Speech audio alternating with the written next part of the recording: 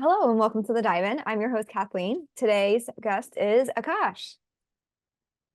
Hello, all. Good morning, good afternoon, good evening, wherever you may are. I want you to know that this is my voice in your ear. Hello. Yes, thank you for that. That is very soothing. Um, so today we're going to dive into the movie Alien. Alien is a 1979 sci-fi horror film directed by Ridley Scott. It is the first installment of a massive franchise. Um, from what I found, there are currently 8 movies in the Alien franchise, including 2 Predator crossovers, with the ninth coming out this August.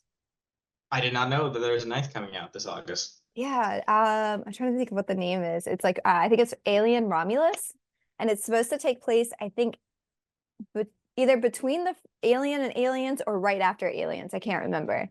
I would I not have know. heard the term Romulus, but I did not know that this was coming out this year at all.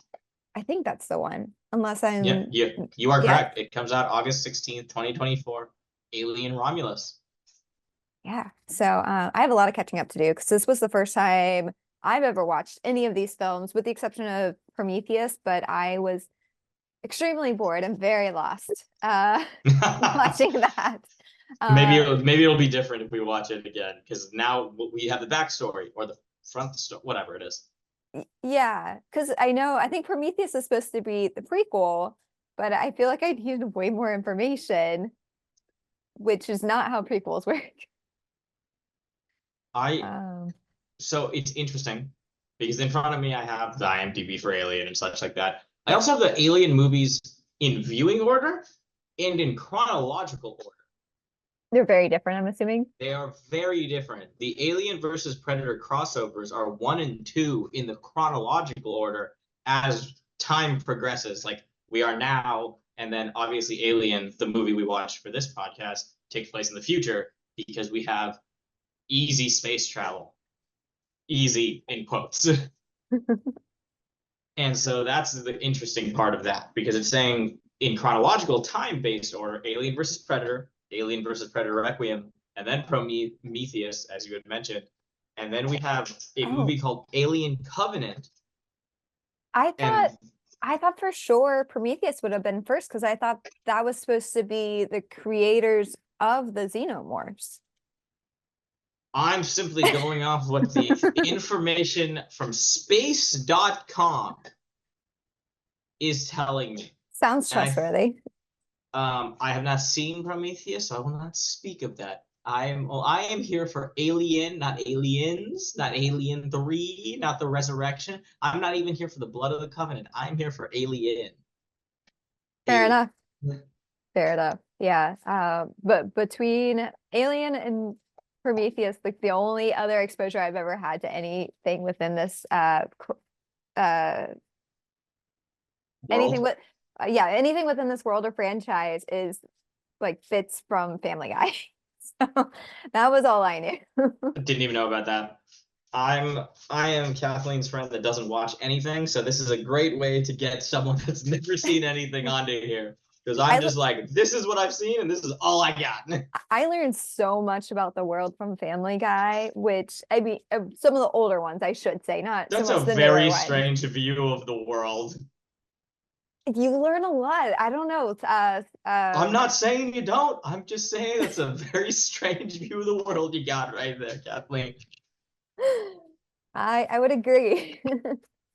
All right. Well, we are gonna go. I'm gonna go ahead and put a spoiler here, because we are gonna talk about this film in depth. So if you have not seen it and are planning to, or yeah, I don't know, this movie's been out for what, 40 plus years at this point. So if it's your fault if it gets spoiled at this point. So the movie starts with a very slow opening title sequence, which I thought was really, which I thought it really set the tone of the movie. It took its time to explain the title, and it was had this suspenseful, ominous music playing to almost a completely black screen.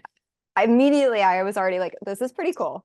Uh, I enjoyed just those, like, what, 60 seconds it took for the word alien to appear.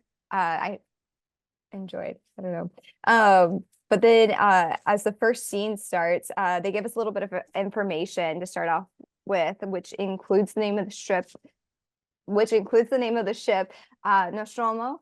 It also states that they have 7 crew members on board and that they are carrying mineral ore back to Earth. So I did Google what year it was because I don't know if they ever mentioned it.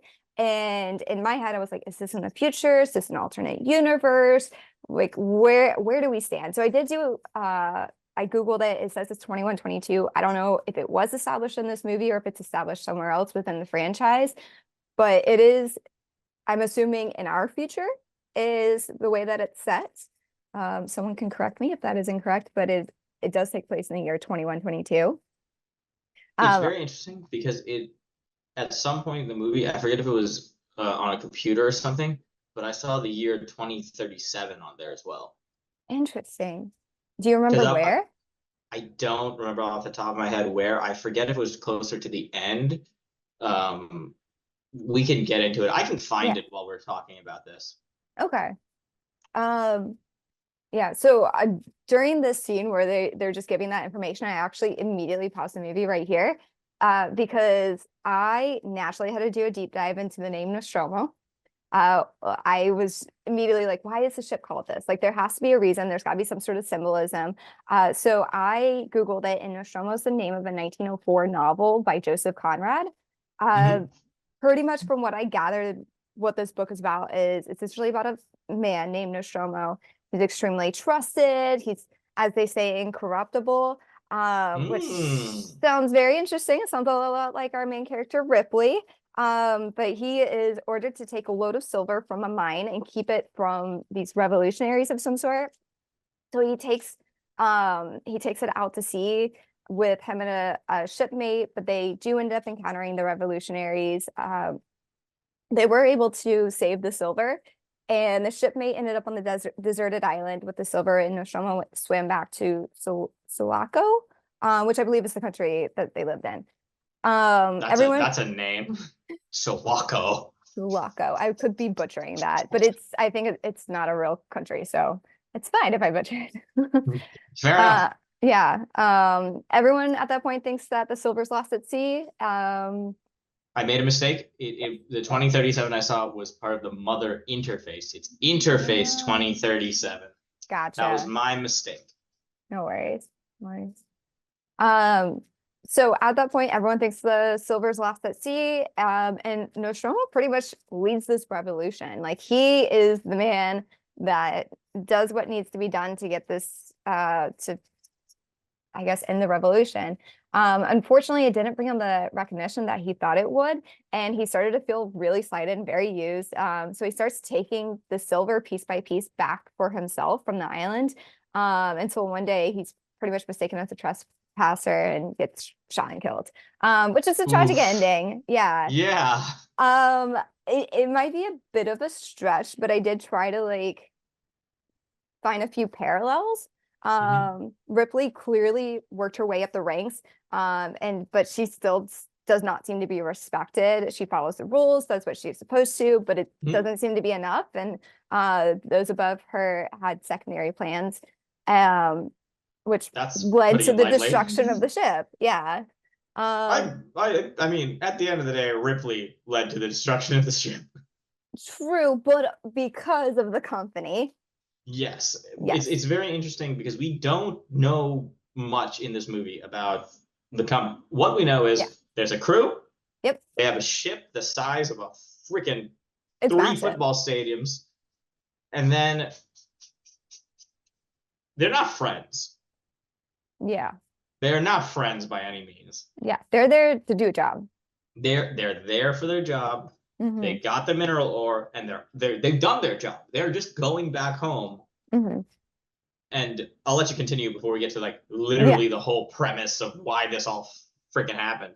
Yeah, no worries. My other theory or parallel that I drew was that maybe Nostromo is like the ship itself is the same as the character Nostromo, and it's there to carry something out, but gets thwarted halfway through, which ends in its destruction. So I don't know. That's another parallel that I kind of drew as to why the ship may have been named that. I have to write that down because when we get to a certain point, of this conversation, I need to bring that back up because I agree, but I think we both agree in for different reasons. Ooh, okay, interesting. All right, well, as the scene actually begins, we get a glimpse of the ship, and this, for me, I immediately got Star Wars vibes. I don't know Yeah. about you. Oh It yeah. was They released came out within the same time. I think two that was years on earlier. purpose. Yeah. Well, yeah, I did a little bit of research, and Ripley was in fact influenced by Star Wars in the way that he made his ships. He didn't want them to look new and shiny, which was something Star Wars had started as well, where it made it look like it was this established world. Like they've already been out in space several times. This isn't their first one. This isn't a brand new ship. It is. Oh, it's not a brand new ship. Yeah. Yeah. So It's don't put me on that clunker. yeah. I don't care. I don't know what this company, how this company hires, but I want a nicer ship than this. You are not putting me on the Nostromo. No. And it didn't even though the ship was so large, it was tight, and it looks like the areas where the humans occupied was very small and very minimal. Most of it was storage. It had to be for Yeah. the mineral ore. It Oh just had yeah. to be for Well, those big bulbs at the bottom had to be where the ore was sitting.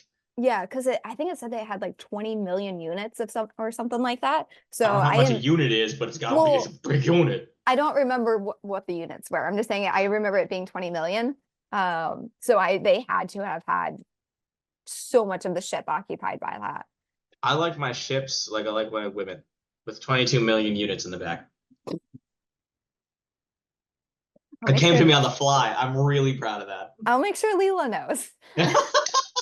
Please don't. Please don't know. No, 22 million units, but the fact of the matter was the ship was at max capacity. So it was like it was chugging along, but we saw very early like the ship's not like you said, it's an established world. This is not a new ship. The ship's seen stuff. By stuff, I mean it's just been used like any sort of industrial equipment. And so Yeah. because of that, the inside of the ship, which you're expecting to be like, oh, it must be like sanitized, it must be like this. Like all these things you have in your head from like space, like astronauts and space stations in real life. You're like, Yeah. oh no, this looks like a college dorm. Yeah. I mean, if you think about it, like miners, when you think about a miner, they're dirty, they're covered in grime. So a ship that equates that kind of makes sense. It does. It absolutely Yeah. does. Yeah. It's I believe I we're getting to like what we first see because Yeah. even though we're talking about the ship like this, the moment we see the characters, they are in what I would call a sanitized space. Yeah. The sleep pods look new. They look fresh and clean. The one thing, their beds are Yes. nice. Which I would think would have to be because they're in there for months at a time. Yeah, they're just in cryo sleep. I believe Hmm. they use the term. They might not use cryo sleep term, but they Yeah. like they just refer to it as sleeping. Yeah, I Eh, don't remember the specific term. I call them sleep pods throughout my notes. I don't know what the Sleep pods is actual fine. terms were. I'm cool with sleep pods. I can refer to Yeah. them as such as well. So there was a few things about the sleep pods I wanted to ask because I went through and I rewatched this scene like over and over again in slow motion just to see if I could see Jones the cat in one of the sleep pods because I Hmm. have so many questions about Jones the cat. And it turns out I'm not the only person who has these questions about Jones the cat. Okay. So where was he during all this time that they were sleeping? Because it Hmm. seems like a mother was shutting those doors. And if he's there for vermin, how much vermin is on this ship? Um, I don't even want to. yeah. That's not a And thought I want to go down. also who's feeding this cat, who's scooping litter? Like there's a lot of questions there. Like, was he just going wherever he wanted to? Because he was not in any of those sleep pods. So I don't know where he was. Um, there's actually a lot of fan theories about Jones in general, which are very interesting. The first one is that he is a flurkin. What the? Do you know what a flurkin is? I have no idea what a flirkin is. Okay, have you ever seen have you seen the movie Captain Marvel? Like the Marvel movie? Yeah. Yes. Yeah. Okay. So, you know, the cat in Captain Marvel is a Yeah. flurkin. the thing that made Nick Fury lose his eye? Yeah, Yeah, that's a we flurkin. we've okay. I looked up the Xenopedia, the fandom Xenopedia, Mm-hmm. and all it says is owing to Jones's small size and mass, he comfortably shared a hypersleep capsule with one of the crew members during the Nostromo's long journeys. No. There That's was the sentence I have. That's there all was I got. also only 6 sleep pods there, so there's that as well that I've noticed, unless there was one on the other side, but the door didn't open to that one. So that's maybe the seventh one was hidden, and that's where the cat slept, possibly. There is a book. Jones has a book. Jones has a book. My Interesting. Day by Jones. The Cat Eye View of Alien, a short story by Ann Bilson. Oh my gosh, that's wonderful. I need that. I also I since we're talking about Jones, I'm just gonna say this.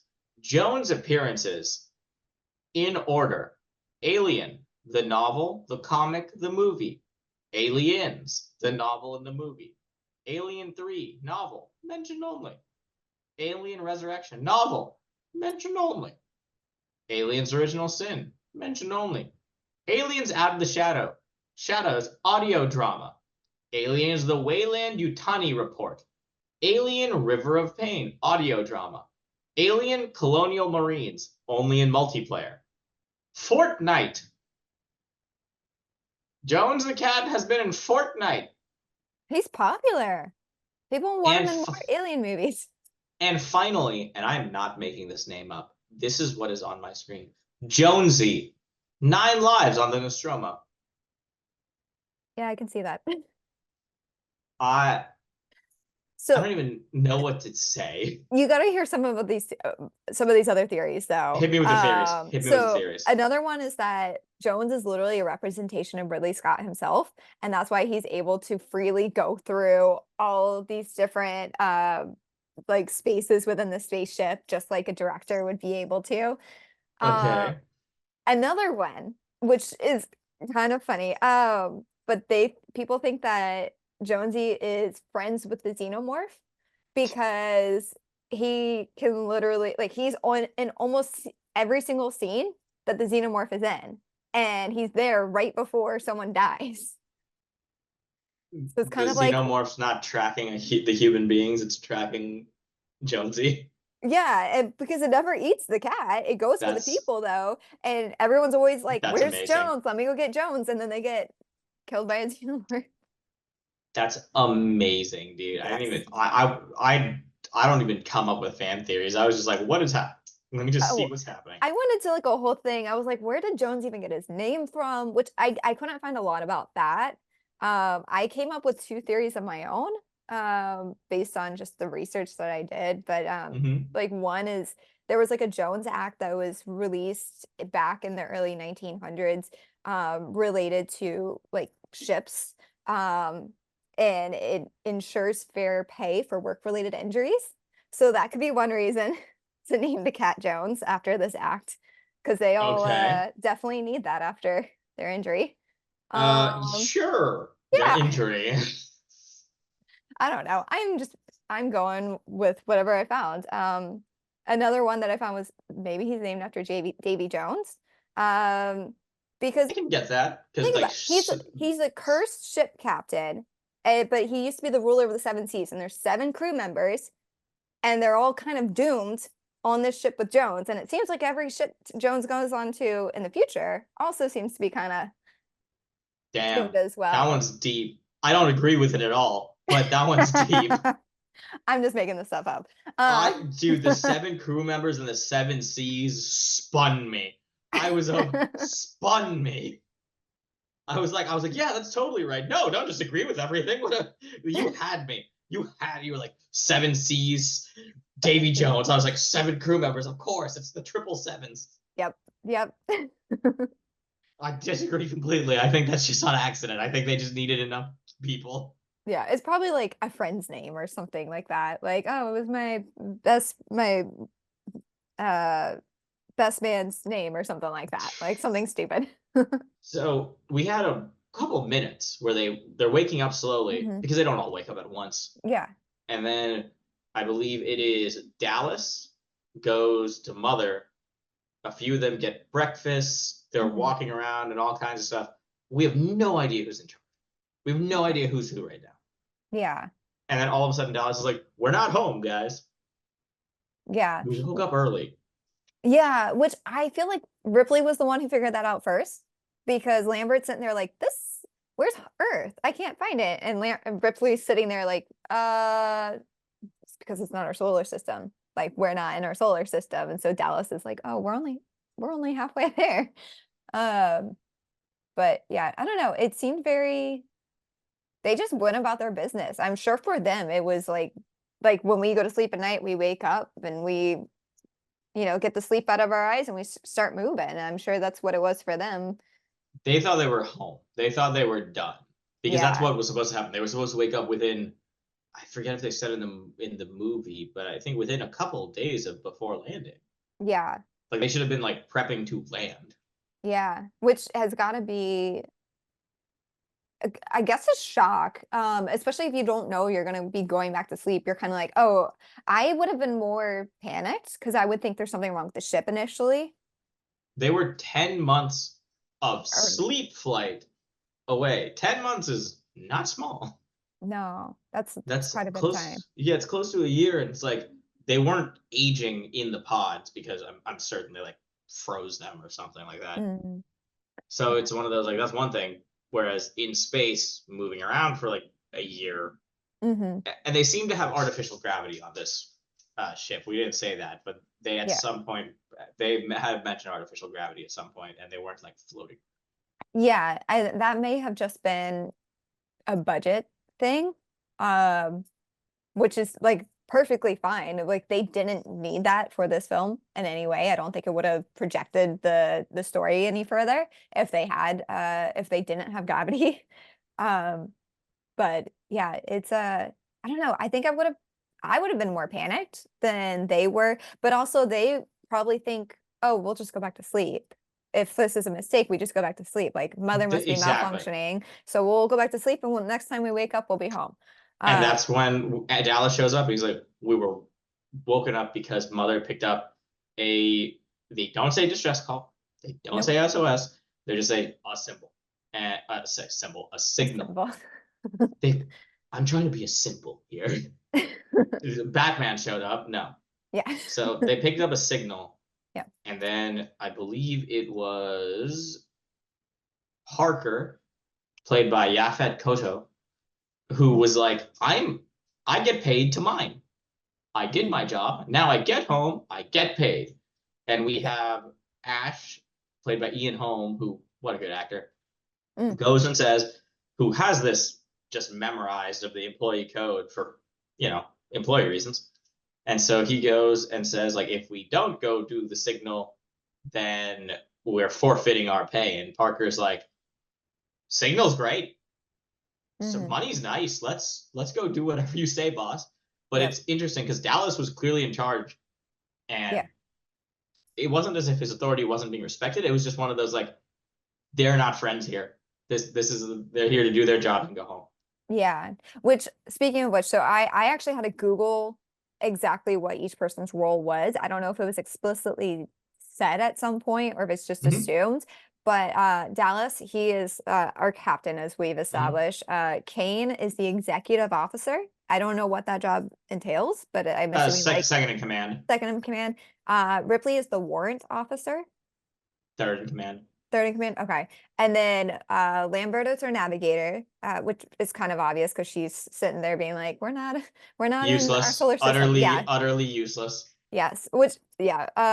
Ash is our science officer, which Yep. that is very clearly established. So that's what he's there for. And then Parker and Brett are our engineers. Um, Yes. yes. So speaking of Lambert and her uselessness, there's I didn't realize this until I was doing my research, but it's played by Veronica Cartwright, Mm-hmm. and she's in Invasions of the Body Snatchers, which I watched like within the last 2 months. Oh, Th- really? I didn't know yeah, that. that's another horror movie and that was made, I think, in either the 70s or 80s, and that's got 1978, 1 year before this. baby. It's got baby Jeff Goldblum in it. Uh, Maybe Jeff Goldblum. I love that. He's Okay. such a baby in it. But yeah, she's also just the screamer in that character or in that movie as well. So she's definitely got a character type. Uh Okay. just wanted to throw that out there. No worries. Yes. Um, so originally the role of Ripley was supposed to go to a male. But Okay. after like a pretty big push from 20th Century Fox, they decided to cast a female lead. Which I actually think is very interesting because for a production company to push um for a female and like especially in that time sci-fi was so heavily dominated by males. I think it's interesting that the production company of all people were the ones pushing for a female lead. um I'm glad they did because I Sigourney Weaver did a great job in she, this. she was amazing, yeah. She did not feel like a main character for the first part of the movie, though. What's so funny is, and I don't know if this was just like a preconceived bias in my mind, but I read that as well, where they try to make it seem like Ash was the main character, not Ash, I'm so sorry. Dallas? They tried to make it look like Dallas was the main character, but I think because I knew Weaver was the main character, my brain immediately just focused on her the whole time and all the little background lines that she kind of had. Um, but that's again probably just a preconceived bias because I knew that she was the one who survives. Me and I did not know that. I Oh, I went in this completely blind. So at the beginning of the movie, like my initial thing was, oh, there's a distress signal. Okay, they gotta go help these people. Oh, you want to get paid? And I was like, I get it, it's not your yeah. job, but like, shouldn't you? And then Ash having the employee handbook, and then I was like, oh, chief science officer, that makes sense. Mhm. He's a book nerd. That Yeah. he obviously read the employee handbook. He's got his little pen pocket protector with his pens and stuff. Like he's fine. So he goes and it does nothing for a little bit, and he's just helping out Ripley, and Ripley very clearly was not in charge. I think that was it was pretty obvious to me. I don't think they said it later in the movie when she texts to Ash and goes like, "Hey, when these two aren't in the ship, I'm commanding Yep. officer," and I was like, "What a bitch! Calm down! Like you were gonna leave everyone out there. I understand if like it was like dangerous and things like that. But the fact of the matter is, you have a science officer that's signing off on letting, like, hey, let's try to save this person's life. And so I understood it from both perspectives, Yeah. but I had no idea at this point who the main character was. I was just Yeah. like, oh, the crew is the main character, and we'll Yeah. see how it goes. So Hmm. That's that was interesting. yeah, that's an interesting How perspective. it was Uh, just how I had seen it because yeah. don't get me wrong, I very much was like, we shouldn't let these people in, like blah, blah, blah. And then the chief science officer signed off, and I was like, the chief science No, officer signing me he off. gave me weird vibes from the get-go. So Kane, or you mean Ash? yeah. So I was like, no, let's not let them. Plus, especially after, I mean, after like COVID and everything, we should know not to let foreign things into our ships. We don't know what it has. We don't know what he's done to him. He's broken through his helmet, and for all we know, he's already dead. Like, why are we trying to let him in? That, but however, that was not clearly visible on like their screens. And let me be clear here: Dallas and Lambert, who were with Kane, backing up, they land on this planet, and they land terribly. Oh yeah, yeah. Like they land in such a way that they break some of the pylons that are giving them proper stability, Hmm. and they have to send the engineers to fix that, who literally are talking and they're like 17 hours, 25 hours till we fix it. And I was like, Yeah. 25 hours, what, Well, 25 hours nonstop? they also dust got into the engine, which is part of the reason why like things like caught fire, and it just overheated was part of it. So they had to wait for the engines to cool down and then Mm-hmm. to fix them. It was really like the rationales they used made sense because they visually showed you what happened. Yeah. So you were just like, yeah, shit's fucked up. Yeah. It's gotta get fixed. So they send a 3-man team. They send the chief commanding officer, the second in command officer, and the Hmm. navigator out into the who knows where, and they find, I would call it a ship. I would call it a ship Yeah. or arc vessel. Hmm. And they go in and they see this massive skeletal man Yeah. in like a little, what looked like a telescope. Like it looked like a sitting telescope almost. Yeah. And then out of nowhere, they pan to something and like something came out of this man's chest, and I'm like, that's not foreshadowing. That's not worrying. Yeah. And then we have probably what is one of the dumbest things I've ever seen a character do. When Kane, Mr. Second in Command, goes down the Batman repelling line and he's like, oh yeah, there seems to be eggs here. Let me touch them. Hmm. And then when it starts opening up, what does he do? He sticks his head over the opening. So yes, as you mentioned, they're on this alien, or they're on this moon looking for this alien transmission, trying to figure out like why it was sent, who's there, blah blah blah. Which, by the way, they're looking for intelligent life forms and not just any life forms. And I'm sitting there like, first of all, I didn't know what year it was. I don't know what history the this world that they're creating has. Do they have they encountered other aliens before, let alone intelligent aliens? Because they seem very just unfit. Like they don't want to go because they just want to go home and get paid, not because they're like, well, we don't know what's actually out there. Like no one seemed to care what was really there. They were just like, all right, let's go do this job so we can go home. They all seemed extremely nonchalant, which might be why the guy was just like, yeah, let me put my head over this egg, because they probably encountered aliens before and I they mean, probably weren't I don't know if anything they of have caution. because I don't, you're right. No one said anything about it was never brought up if aliens are normal in this. However, they were saying about any sort of bacteria being bad. So I feel like maybe aliens still aren't a thing. And maybe it's because these guys were, at the end of the day, I don't want to use the term blue collar worker, but they were just miners. yeah. Like they don't know anything. Well, that's why, like, I'm also wondering what is the true nature of this ship? Like, who hired them? Why? Like, why is this in their clause? Because obviously, at least, the very least, the company has to know that there is other aliens out there, that there are other life forms out there of some sort, which is why they put that in their clause. Like they baked it in there. I would assume that this was probably a fake trip. Like they're probably like, it's great if we come back with that mineral ore, but really, we want you to check out this signal, find out what this is, and come back with it.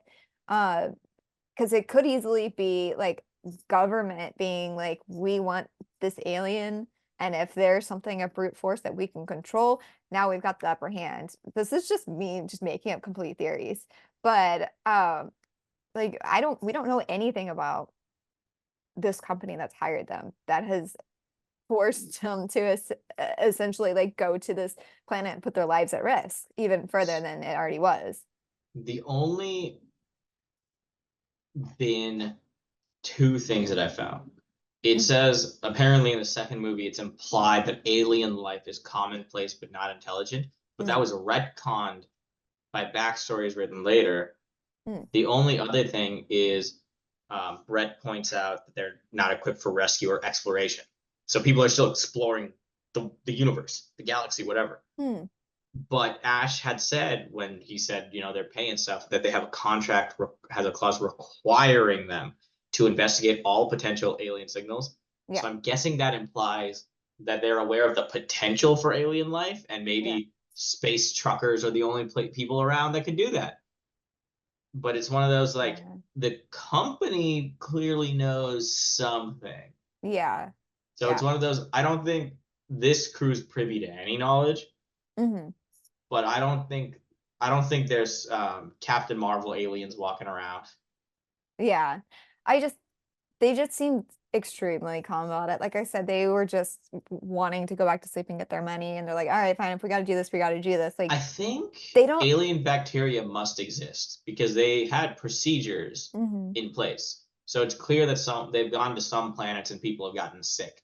So I think that has to have existed. So alien Yeah. life in the form of amoeba and bacteria and plant life has to be a known thing. Yeah. I do want to point out that Ripley, or I guess Mother deciphers part of the transmission while they're down on the planet or on the moon, uh, which Yes. which they determined is a warning message and unfortunately, Ripley couldn't get in contact with them because their radios cut off the moment they went into that other aliens spaceship, we're assuming. Um, Yes. so that was kind of, you would think there would be a lot more like also like let's go. I mean, Ripley wanted to go get them, but I believe it was Ash who was like, "Oh, it'll take just as long. Like you go get them, they're already going to be on their way back. That would be stupid." No, Ash literally goes, she's like, what if it's danger? What if they're in danger? And he was like, I mean, you'll know soon enough. Yeah, And yeah. you're just like, that's when I was like, that at that point, I was like, Ash, bro, no. I was like, I had your back, bro. That's what I don't know. He already gave me those creepy vibes. Oh, there goes my He, coaster. he just he just struck me as like a stereotypical kind of like nerd character from the 70s. That's why I wasn't like super worried. But then when he said Yeah, that, I was like, bro, no, these people aren't bullying you. They're yeah, not your high school bullies. yeah. Oh my gosh, sorry. Do you see how bad that is? Oh, dang, yeah, you did get sunburned. I got Uh-huh. tan. I just got more tan. I usually tan and I got cocky yesterday and I was like, the sun's so far away. I'm in New York and I went to the sheep's meadow and like yeah, it's bad. Like Yeah, my summer's in full swing, even though it's spring. yeah, literally last week it was 50, 60 degrees. Yeah, we hit Yeah, 114. that sounds like so much fun. It doesn't. No, so Yeah. we get them rappelling down. At some point they're in the ship and they rappel down, as we Yeah, said. Kane is repelled into that room containing like what we learn is just hundreds of large eggs. Yes, when he said I see eggs, I was like, plural? Yeah, I was like, uh-oh. And then like yeah, they were dormant, but when he got yeah, close to one, I assume they were dormant. But when he got close to one, I literally stuck his head over it. yeah. Which I did notice it like when they were on the ship, it had a layer of like fog. So that must be how their eggs stay hospitable Yeah, to some the that right way. fog must have some sort of nutrients in it. Yeah, I'm not a like it's scientist. probably like their environment from their home planet, assuming. I don't know. Yeah, Uh I don't know. But yeah, we see like something jump out and like right on his helmet, but it cuts away, like you said, very quickly. Yeah, I learned very quickly most of these crew members aren't very bright, but like you said, they're not there to explore. They're not explorers. They're there No, to transport stuff. So they're just kind of like, all right, let's go do this thing. Like, oh, what is that? Not everyone has common knowledge, not to like, go towards foreign think creatures. But as we see Dallas and Lambert carry Kane back to the ship and Ripley's refusing to let them in. As you said, Ash just completely um overrides Ripley and lets them in anyways. Which, okay, I'm gonna argue against you here. I think that I mean, this thing broke his helmet. It is strong. And like he could be dead. It's covering his mouth and his nose. Um, so I don't know. Like I guess you could see that he was breathing, but they don't know what this thing is. They don't know if it's going to attack the rest of them or what they're doing to him, and they let him in anyways. And for they me, do let I him would, in. yeah, which I mean, any space movie you've ever seen where they're like, oh, there was something out there, but I'm fine now. They're never fine. They're never Never. fine. No. No, never. And this is kind of where I was like, or no, I'll talk about that later. So like they let them in, the ship is fixed and they're able to take off. And during that time, Ash is attempting to remove the creature from Kane's face. And like they're unable to because he's like this thing looks like a horseshoe crab. It's like or like horseshoe crab meets a hand arm thing. Horseshoe crab meets desert spider. Yeah, and it's just completely latched onto his face. And every time they try to remove it, Wrapped it's around his throat. wrapped around his throat. And they're like, oh, if we try to take it off, it's gonna rip his whole face off. Which is terrifying to hear. Um, and Parker is sitting there asking the best question that you could possibly ask, which is, how come you guys don't freeze him? Just put him in the cryo freezer and let the people on Earth deal with it. Like we got the alien, we responded to the transmission. We don't like he's still alive, so let's just freeze them and let them deal with him. Parker was so right because if he just froze them, Yeah, then they both go dormant yeah, and they they deal with it would. on Earth. Yeah, which I mean, I guess, could like cause issues on Earth, but maybe they would have better abilities to contain this thing than they did on this ship. Hmm. And it was Um, interesting for sure because they're doing all these things, and then Parker and then Ash is like, "Oh, it's giving him oxygen." mhm, What else is it giving him, Ash? right? I know. They're like, oh, what's that down his throat? I'm pretty sure, Oxygen pipe? yeah, just oxygen, nothing else. He's not implanting eggs inside of him whatsoever. Uh, That would be weird. ugh. Mm. But yeah, and they're sitting there like, what is this thing? Why is it doing it? Parasitic. What do you mean? What is it doing? It's very clear that this thing is parasitic. It, yeah. The And then reason, they do the smart thing. They're like, "What if we cut off a finger?" yep, which did not end well. Oh my God. When it cut off and there was acid coming out, Yeah, I like was just like, "Oh, corrosive acid. I was like, oh, a little bit of corrosive acid." And then it ate through two layers of the ship. Yeah, I'm surprised that it stopped. I don't know if it like mixed finally like mixed with the oxygen, which made it less corrosive. Yeah, it just like slowly its half-life reached whatever. Yeah, but I had to watch, so I had to go back and watch this over and over and over again because they literally take a gauze and put a gauze up to it as it's spilling out. And I was like, that doesn't seem safe. Like if it's corrosive acid that's coming out, going through it, like someone put their hand up, but it wasn't a hand. They had the gauze and a tongs, but the way they did the camera, you couldn't see the tongs as the gauze went up to it. So I'm Mm. just sitting there like, did someone put their hand up there? Is this a movie mistake? And it's not. They had tongs. It was not someone's Someone hand. safely did the thing. Yes, they did it safely. It's probably the only safe thing they did in the entire movie. Um, Yeah. I was yeah, trying to think of like, but moving on. Yeah, yeah, so they go back and they're like, we just have to like leave this here. yeah. They just leave him on the exam table. Ash is like, yeah, I'll just keep doing research. And next Ripley calls him scene, out. well, is it Ripley calls him out? Yeah, Ripley goes, "Look what we've got now."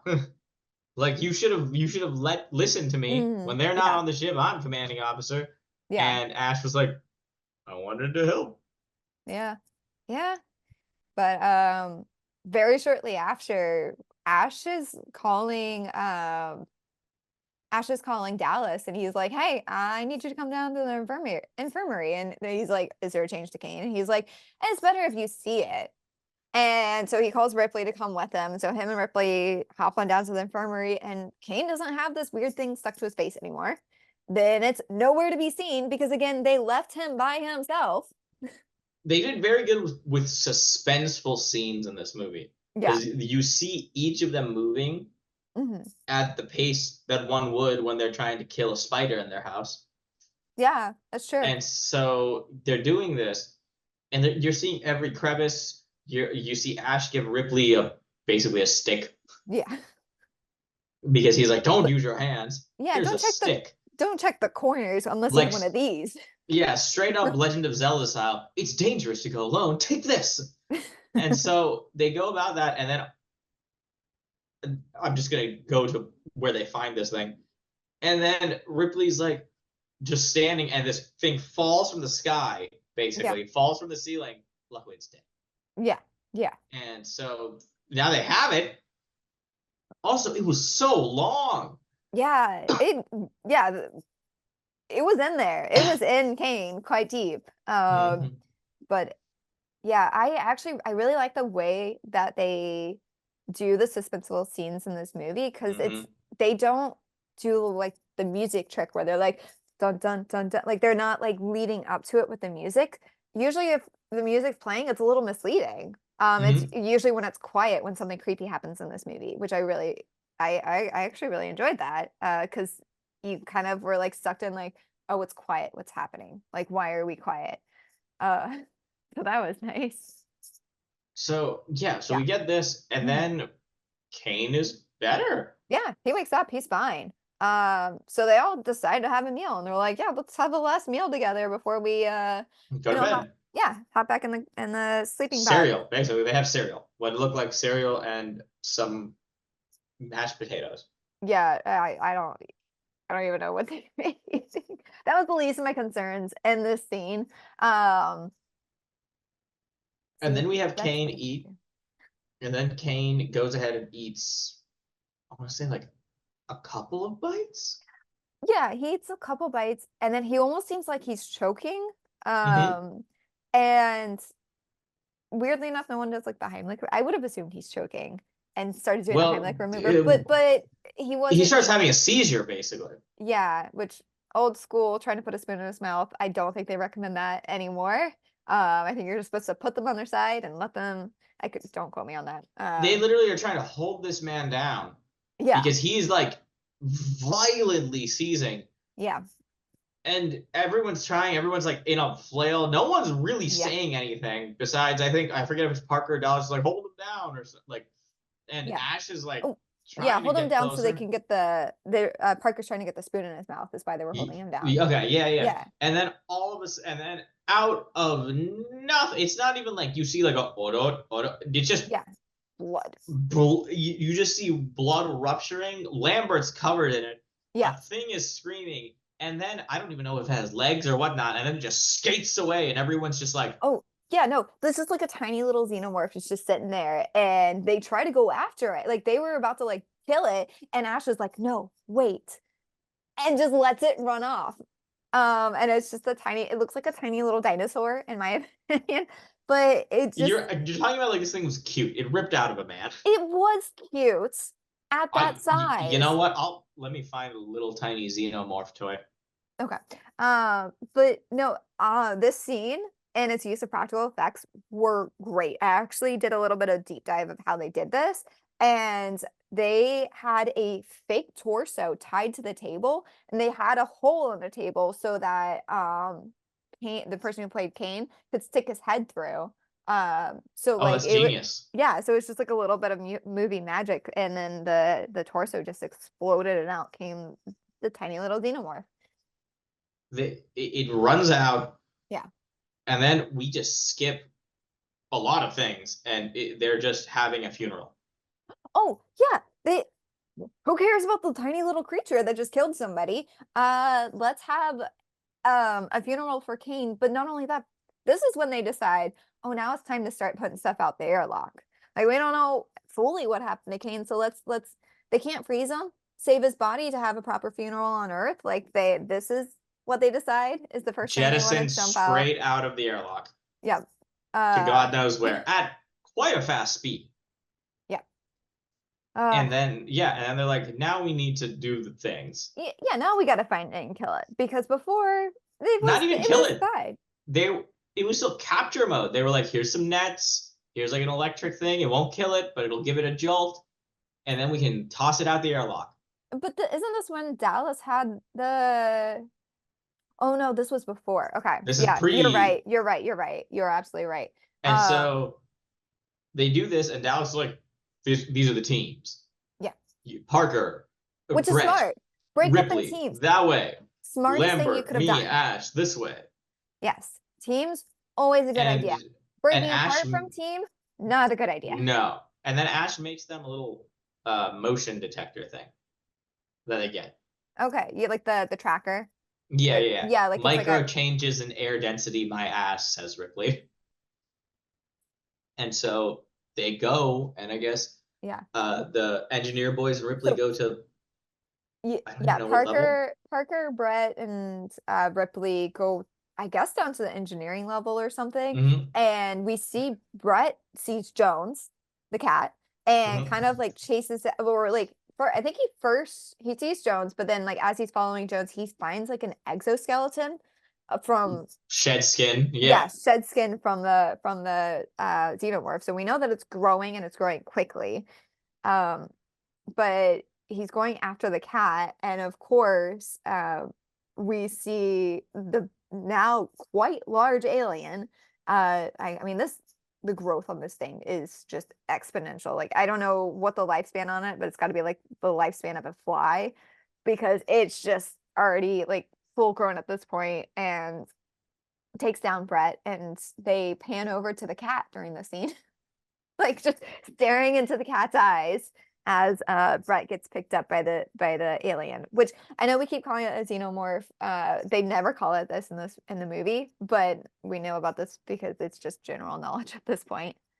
I knew they were called xenomorphs, and I Yeah. kind of knew what they looked like. So Yes. yes, I Yeah. because I remember in middle school kids saying xenomorph. I just Oh, and so they go ahead and they do yeah. like they find Brett. At some point, they just know Brett's dead. They don't Yeah. show us anyone finding Brett. They're just Yeah. like, so it got Brett, and So, now we need a flamethrower.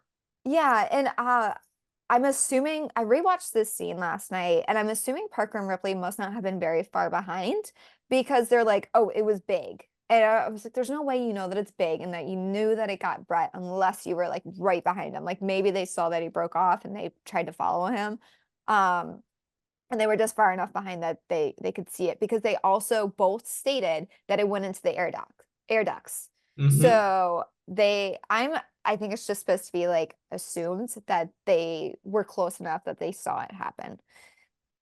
It's Uh, hard because that's what I'm looking up over here. I'm like, yeah, if anything was said, but no, they just know it's moving around through the air ducts, yeah, which maybe this is where the trope of people and things in air ducts come from.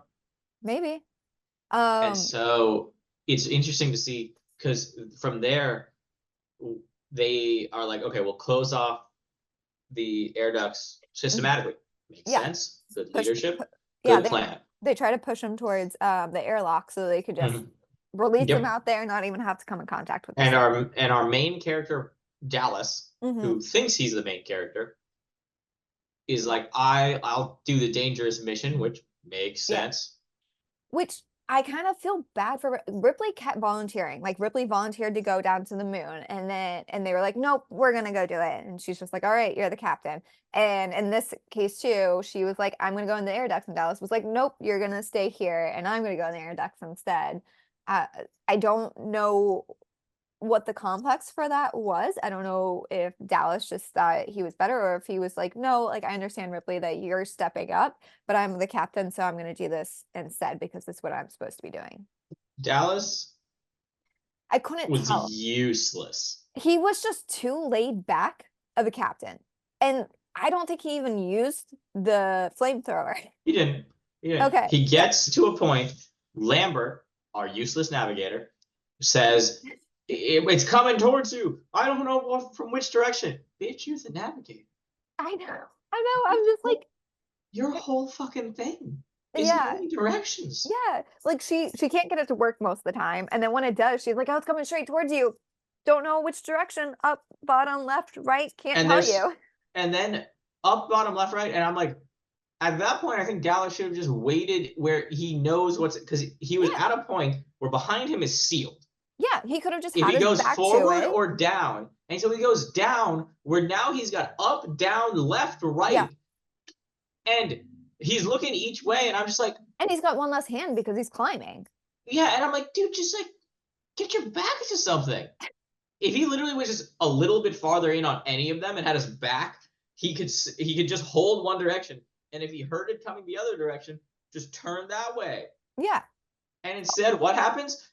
He turns a flashlight and goes, ha! Literally, ha! and yeah, and so he dies because he made poor choices. And we did. I feel like it's you have you ever seen How I Met Your Mother? Yes. You know the episode where Ted goes to a wedding on the I think it's the last season and he goes to the wedding where he eventually meets Tracy, but he's trying to hook up with a bridesmaid or whatever, and there's like Mhm. the guy from Monty Python who's like, "You chose poorly." That's what I Uh, think of this entire that's time. not the guy from Monty Python. That's the guy from Indiana Jones and uh, not Raiders of the Lost Ark, but Is it really? yeah, it's the Holy Grail. Quest for the Holy Grail. It's the knight that guards the Holy Grail and says you've chosen poorly. Was it in Indiana Jones? Yep. Everything will be okay. Everything will be okay. No one is going to think less of Should you. I reshoot this? Yeah. No, we're Let me good. let me We're re-record good. this real No, quick. no, no, no, no. We're good. No, keep it in. Keep it in, future Kathleen. No, it's Oh fine. no. Everything is fine. Everything is At least fine. I got the Holy Grail part right. You did. You did. Everything is fine. So we go from Parker. Parker's dead. Apparently, Brett and Parker's bodies are never found. We just don't see them. Yeah, They it's say just, that they can't get it. yeah. But they were able And to retrieve the flamethrower, or they had a second one on hand as soon no, they as. retrieved the flamethrower. They're like, this is what we found. And Okay. then Parker found because Yeah. Parker did things. Yeah. And then Dallas's death gave us the most important thing we needed. Ripley got access to the mother computer. Yes. Yes. Ripley goes in there. Yeah. Well, I do want to point out, so at this point, especially with the flamethrower, I was getting like strong vibes of the movie The Thing. Like like that Really? is what I thought of when it came to this movie, because we have the guy with the beard having a flamethrower. We've got this weird parasitic alien that is kind of shape shifting in a different way, but it's still kind of shape shifting, and they're in a secluded place with people, and they're trying to prevent it before going back to civilization. Very similar stories. I have not watched the thing, but I know the thing came out afterwards. There's several. No, there's one from the 50s, and then they remade it. Oh, really? Let me see. Kurt Russell's is in 1982. No, hold on. No, 1951 is the original one. We also have a It's 2011. called The Thing from Another World. And then they remade it in 1982, which is The Thing. And then they made a prequel called The Thing, and then they did a remake called The Thing. Of It's course they did. but they're all great. But yeah, so I had very those were the vibes that I was getting, like just those kind of parallels of the story. And that's why I was at this point, I was so like, somehow Ash has got to be like related to the alien. Like he knew about it beforehand, or he somehow, when he let them in to the ship, he got exposed to it. And so now he has something controlling his mind. That is what I thought the entire time. I was like, he is in with the aliens somehow. I was like, But why is Ash being? I thought he was maybe a company plant because at this point the company doesn't seem to care, yeah. especially when Ripley got to the mother computer and Mm-hmm. she's not being told stuff, and so she overrides it, and Yeah. it's like chief science officer, crew expendable, Mm-hmm. bring life form back. I think life form was the term they used. Yeah. Life form back to company. Yeah. And Uh, so Ripley goes out there with a vengeance mm-hmm. and goes to beat Ash's ass. And then Ash like one-handed throws her. And at that point I was like, Ash, what the fuck? Yeah. Oh And yeah. Parker and them come running back because she had radioed Parker and stuff. And Parker goes like Parker is trying to get him off, and Ash one-handed grabs Parker's peck and is like about to rip it off. Eventually, I forget if it's Parker or Lambert. Someone hits him in the head, and his head comes off. Yeah. Yeah. Parker hit him and his head comes off. And Uh then I was like, he's a robot. And then yeah. they're like, he's an android, and I'm like, we're okay. Yep. So I now it's established that androids exist in this world. Yeah, and that's when I was like, well, now I don't know anything. Yeah. Um, and this is where they like take his head and they hold on, sorry. Also, let me put this into perspective. Sir Ian Holm, who plays Ash, Bilbo is Baggins. is is also Bilbo freaking Baggins. Oh yeah, no, So I literally have that on my notes. yeah. So and that's what I want to say. So you were Yeah. saying the Nostromo is the ship, meaning like something like it going the journey going and not being finished. Yeah. For Ash, that meant the alien not getting back. Mm, interesting. Yeah, because the Nostromo, as much as it's about the mind and the story is not about the crew. It's about the alien. So Hmm. the Nostromo being the alien that did not make its journey back. Interesting. Yeah, I mean, I guess it could. Hmm. Which is, yeah, you know what? That's very funny because he does say that these are perfect beings, uninhibited Mhm. by a conscience, and they were saying that Nostromo was incorruptible. Yeah, So that's and an that's the thing. interesting theory. The alien. Don't get me wrong. The alien's the enemy here. The Yeah, xenomorph's a bad guy. but he's Nostromo. He is incorruptible Yeah, because there's nothing to corrupt. yeah, He is just eating. yeah. He's just He's not. existing. He's not like hunting these people. He's just like it's not like he's like playing with his food. Hmm. He's just eating, Yeah, which is terrifying. yeah. I Like don't know. terrifying. And now we're down to three. Our 7-man crew is down to three, Yeah, or 6-man plus an android. yeah. So we're down to three. We've got Ripley, we've got Parker, And and Lambert. we've got Useless. And so, that's her name. And so Hmm. we've got to take the rescue shuttle. We're getting the fuck off this ship. Yes, yeah, they decide that they're going to completely destroy the ship. They're going to activate the self-destruction.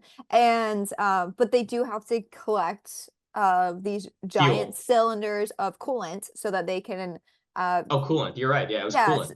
so that they can like keep their life support going because the They're gonna sleep. okay. Well, no, because there's only one sleep pod. They have to keep their life support going because they have to stay awake. Oh, okay. Because for whatever reason, the only one sleep pod on this escape ship. Explain this to me. We've had Titanic. We know that you're supposed to have as many lifeboats to fit the people on the ship. There's only 7 people. You couldn't have made an escape pod big enough for 7 people. I can solve this in 2 words. Okay. They don't care. Crew expendable. Fair enough. I guess they made it big enough for Ash, but he doesn't It, even it need to was it sleep. was in big bold letters. Crew expendable. This is true. This is very true. Um, Like we don't even know if the Nostromo was up to regulation. this is, it probably isn't. Like we said, it's established as a very old ship, and they're just getting mining equipment. Like these people are just there to be paid. This They could is be Dallas. they could be getting paid under the table for all we know. This is Dallas's 5th deployment Yeah, for this. Like I don't even think they have any loved ones back home because it's like they'd be ancient and you'd be the same age. yeah. I'm curious if Dallas knew about Ash. He worked with. This is his first time working with Ash. I know, but still, I'm curious if he knew about him. He's worked with another science He's officer, and he officer. was like, they're all kind of like this kind of thing, is what he said. He's just like Mm, Ash is Ash. What he's a science geek, and he yeah, moved on. yeah, Dallas. Okay, this is how this crew works. Dallas useless. Brett he was around. He fixed the ship. Lambert useless. Ash shitty robot. yeah, Parker the best guy. He got it. He yeah, just wanted to get home and get paid. yes, Parker has my vote for captain. yes. And he asked And very valid questions. and Ripley, valid concerns, but Yes. honestly a goody two shoes.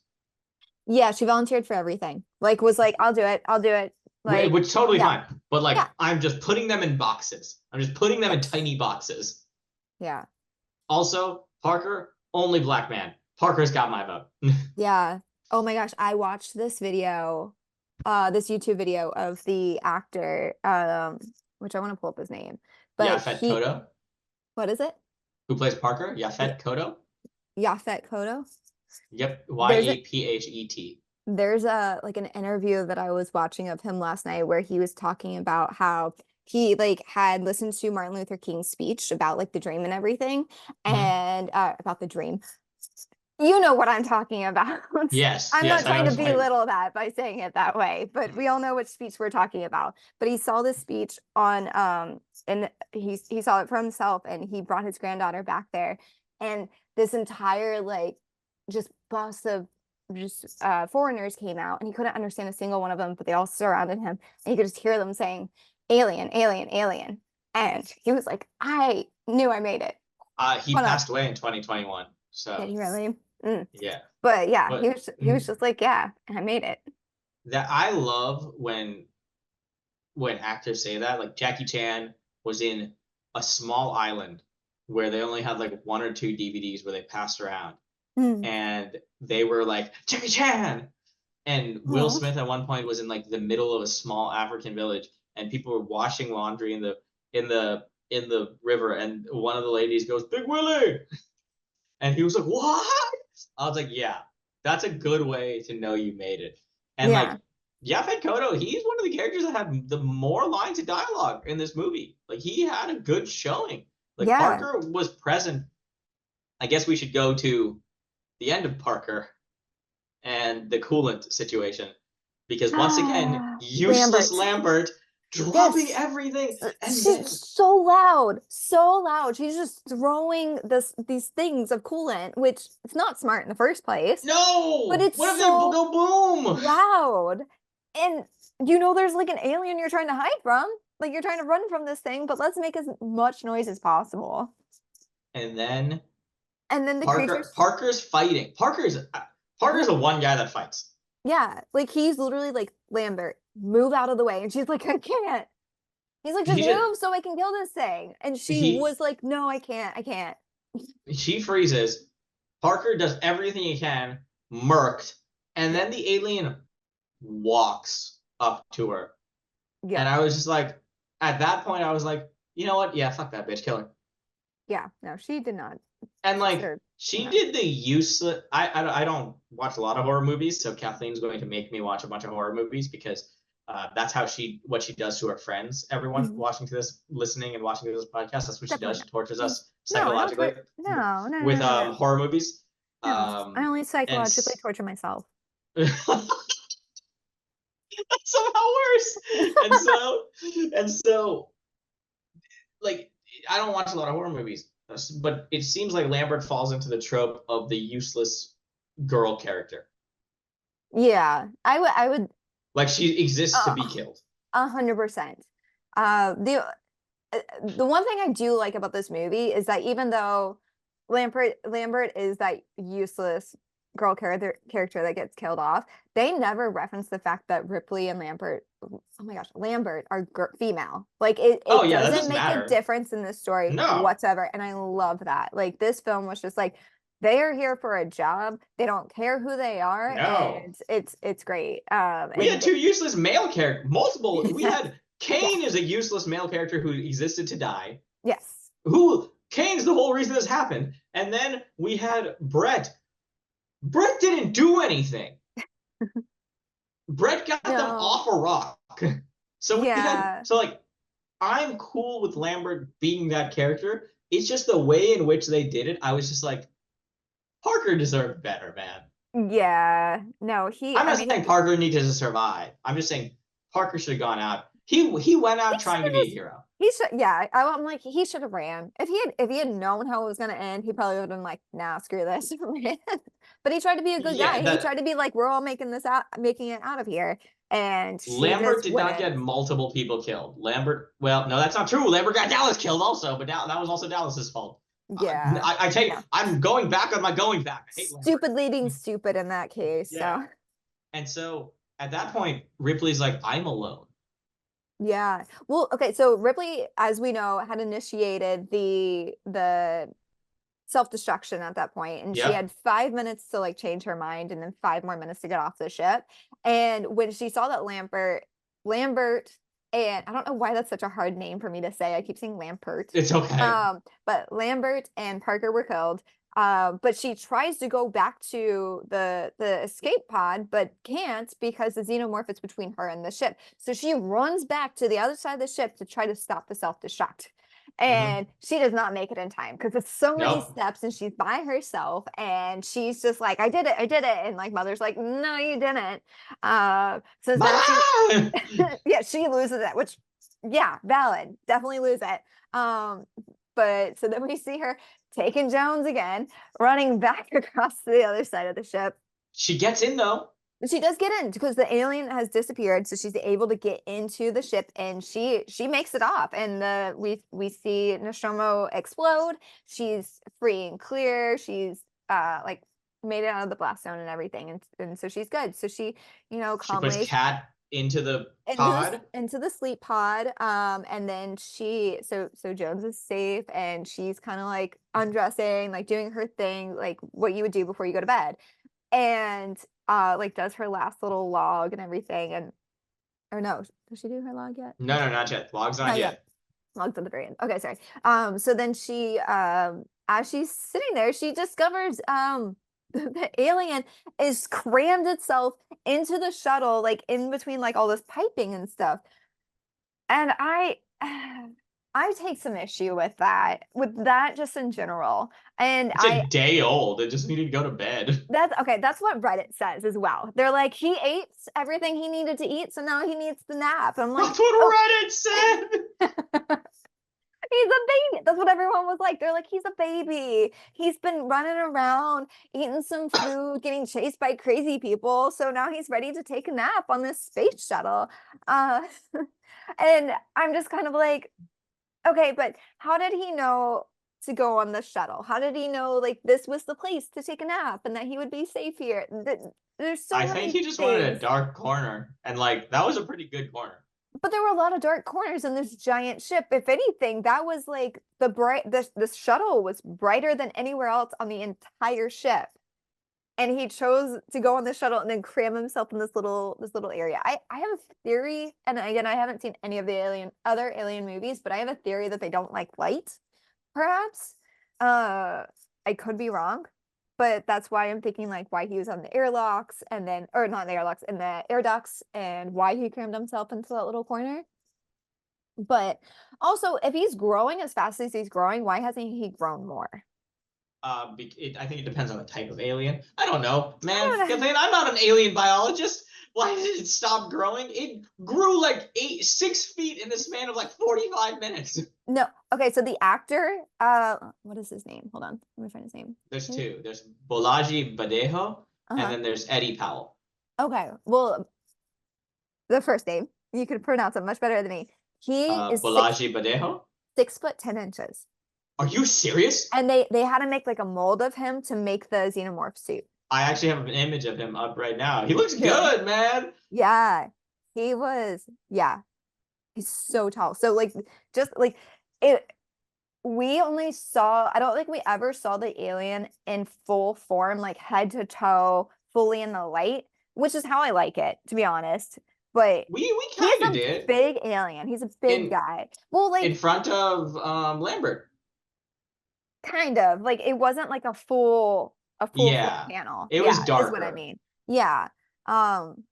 So anyway, so despite little baby xenomorph needing to sleep, uh Ripley sees the alien and luckily she's like in this little corner where she has a couple spacesuits and she gets this idea in her head and starts like slipping on the spacesuit Quietly. quietly. Yeah, she does a great job. Can't wake up the baby. So she It was literally born yesterday. but if it's fully grown at this point, it's no longer a baby. I'm just gonna say that. But yeah, The so she gets the spacesuit on the and she anime weeb community is gonna go crazy with that thing. If it's fully grown, it's not a baby. what? The anime what? The anime weebs, they're people that enjoy anime. That I believe that's the term. Oh, I don't know. I'm That's like just a term. I've never heard that term before, but I'm also not like fully in. I don't know a lot about anime. I don't want to say Which I'm is not totally into it, fine. but yeah, I mean, as you have two fully like PSA graded Spider-Man comics behind you. that's it's different. I Different, okay. mean, I have Uh, Magic the Gathering stuff over here in Pokemon, so I'm not saying yeah. anything. I always like my Stan Lee who looks I down on me. So, do. he looks down on me so fondly. Yeah, going back to it. We'll talk about this Okay. forever. Yes. So Ripley is in her spacesuit. She straps herself into her chair and then she starts like trying to like irritate the xenomorph to get the xenomorph to come out of its little corner. I don't I don't think that's what she was doing. I think she was Yeah. hitting it with like basically carbon dioxide or nitrogen or whatever to like. Yeah, like she was trying to get it to come out. Yeah, she was like hitting it with Oh, I a thought she like was like immobilizing it. Let's see. no, I thought she was because it can resist so many things. I think she was trying to get it to come out so that when she pushed the airlock, he would. Okay, so she's actually opening hatches, causing decompression, which forces the xenomorph Oh, out into the open. So she was opening interesting. different hatches in the thing to Yeah, cause like the decompression thing. That's why she had to have this suit sealed, because if she had done that yeah. without one on, she would have just passed out. Gotcha. Okay, I just thought she was trying to irritate it to come out so that like I thought when she she was pushed it, pointing it something would. at a, Well, yeah, well, she does shoot like a little grappling gun, Batman yeah, gun, yeah. Batman grappling gun. Yes, that. Had to bring Batman into here somehow. I thought you already did with the You bat signal. you know that grapple. You know, at one point, all it took to be a superhero was a grappling gun, Mm, mhm. and Now, so now you gotta have like $20 million in a movie. we got to talk about the strength of this alien, by the way, because at no point are we seeing feats of strength. An airlock is opened up, Yes. and it holds on.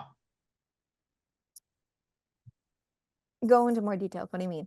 So an airlock is opened up, so all of Yes. this pressure is forced outside, Yes. and it holds itself, like trying to stay in. Well, And didn't it? When did she already hit him with the grappling hook, right? no. Okay. The doorway opens. It Gotcha. hangs on, which Okay. a normal human being just could not do. You can't just hold on as like decompression Yeah, forces you out. so much. Yeah, it would be too much So force. then she hits it with a grappling gun, which propels him outside, and the But gun's thrown out of her hands. and she closes the doors too soon, Mm-hmm.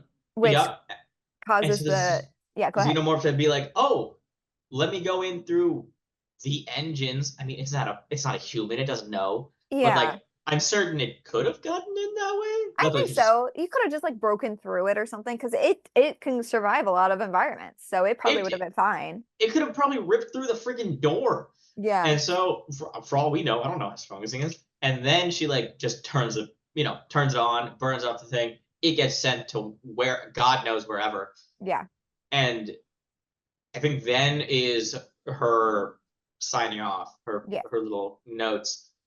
I don't know to who. I have no idea if she gets back. I haven't yeah. seen the sequel. It's probably like to whoever is like nearby. So like if someone comes across her spaceship, they'll hear the log. And Yeah, that's my assumption because she's in sleep. So like she can't respond if someone shows up. So I just assume that she's doing that so that if someone comes across her shuttle, they'll know what's going on and they can rescue her, signal her to wake up. But yeah, she does that log and she joins Jones in the sleep pod. it. Let me be clear. This movie has an Oscar win. I believe two. It won for I believe where is it? No, Aliens has two. Alien has one. Oh, just one? I thought it I had see it has other awards though. It has set design, nine. costumes, and practical. Oh, I'm sorry, no, sorry. What am I reading? Best visual effects and best art direction. Am I wrong? Where is the Oscar? So I'm seeing is it Oscar Academy Award? Yes. Okay, so we've got 1980 winner of best That's effects good. and visuals, like you said, Yep. and then a nominee for best art direction, set decoration, and then in total out of Academy of Science Fiction, BAFTAs, everything, 19 wins and 22 nominations. Wow. IMDb lists this as the top rated movie number 53 out of their top 250 movies. Nice. Aliens, the sequel, shows it's 69. Wow. Okay. That's pretty good. That's really good for a sequel, actually. Yeah, I mean, I'm assuming we will watch it at some point and talk about it because Yeah. I've not seen it, and it sounds like you have not seen that either. Mm-mm. But I do know Sigourney Weaver returns in that one.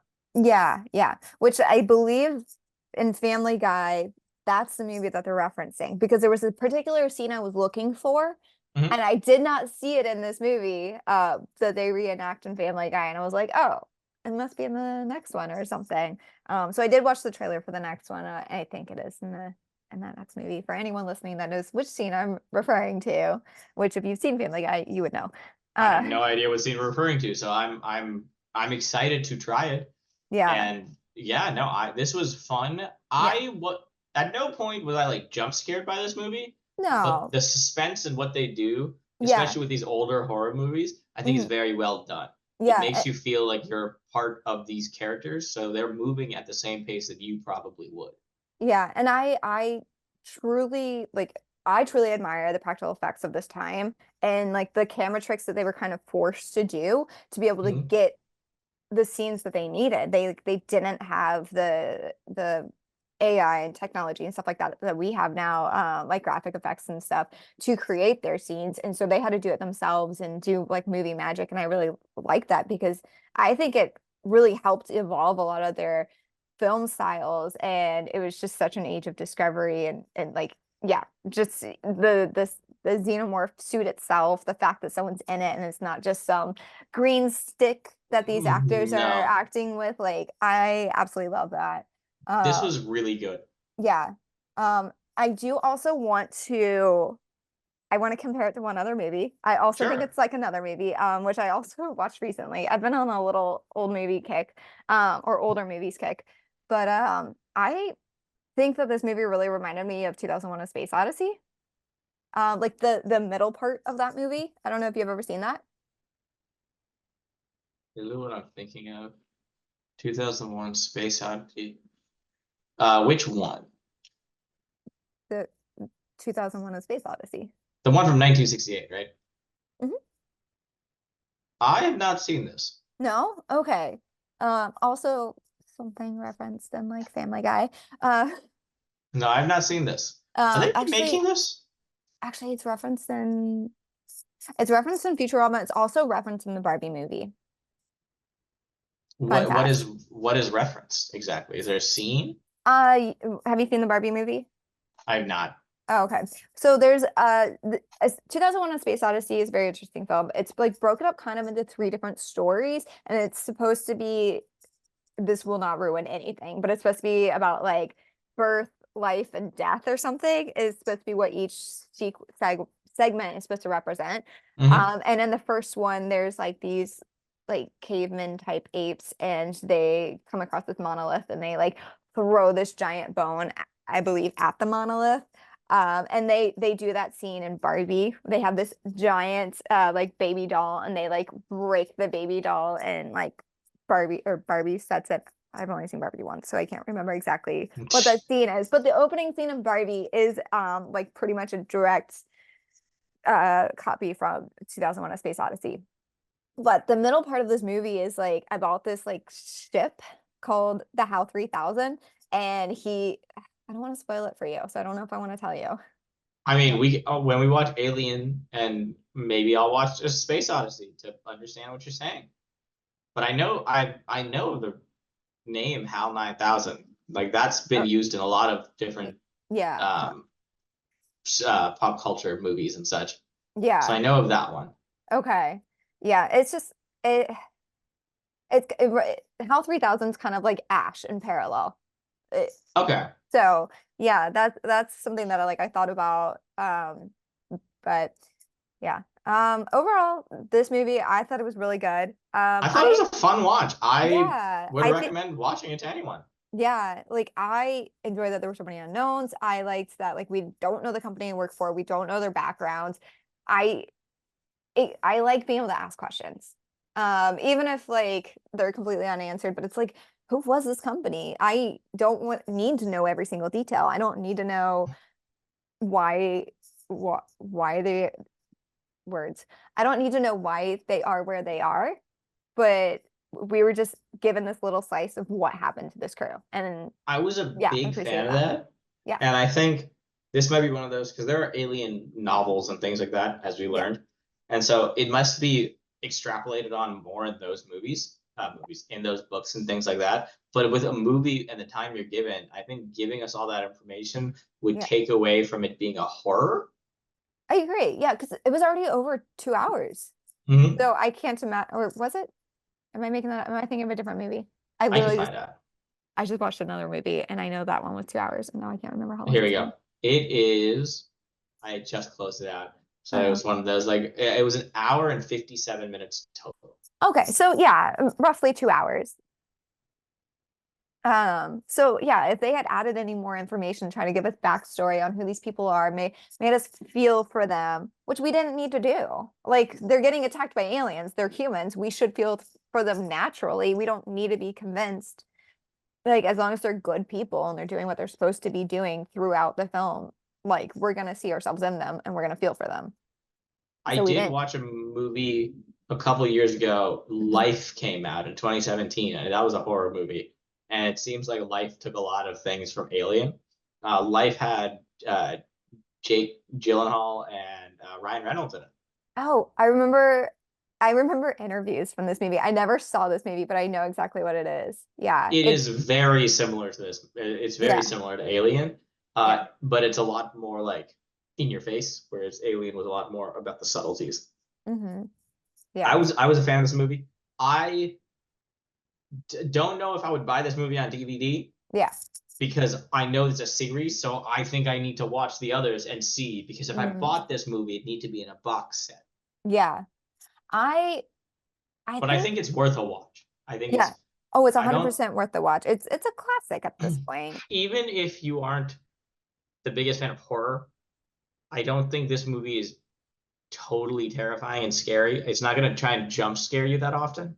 Yeah. I think it's a fun watch with whoever you want to It's watch it with. it's a good, let me put it this way, because I feel like horror is so generalized to like Hmm. possession type movies nowadays, but this is horror and the fact of like a monster horror.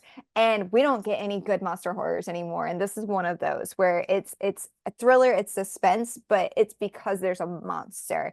And it's not a ghost, it's not a demon, it's not some weird possession thing. Nope. It's just this monster that they don't know why it's there, but they invaded its space, so it's invading theirs back, and it's great. I'm a big fan of this. I would like to watch the next ones, but really, whatever I'm told to watch, I will watch. I enjoy this. It gives me a reason to watch things. Yes, yes. All right. Well, thanks to everyone listening and watching in. Thank you, Akash, for joining me. Good morning, good afternoon, good evening, all those watchers. I'll see you next time. Yes. All right. Bye.